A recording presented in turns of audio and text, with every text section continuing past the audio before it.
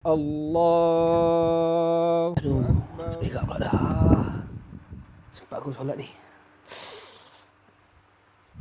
Allahu Akbar. Bismillahirrahmanirrahim. Yasin.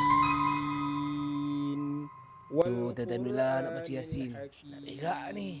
Dah hujung dah ni. Innaka laminal mursalin. A few minutes later. قل يحييها الذي أنشأها أول مرة. السلام عليكم ورحمة الله. Tanya ni kenapa ni menggigil-gigil semacam ni? Nak berak. Lah, lain kali niatlah mufaraqah. Mufaraqah.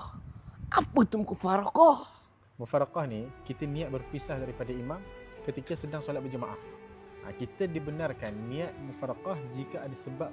Contohnya nak buang air besar, sakit, ada urusan penting atau keadaan yang lain yang mendatangkan kesukaran.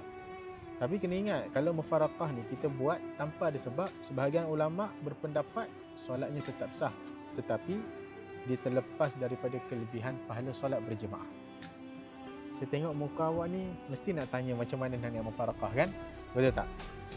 Nak niat mufaraqah senang sahaja, cukup niat dalam hati untuk berpisah daripada imam. Selepas itu boleh teruskan solat macam biasa, ringkaskan solat, percepatkan solat, kemudian selesaikan hajat. Oh, macam tu. Faham.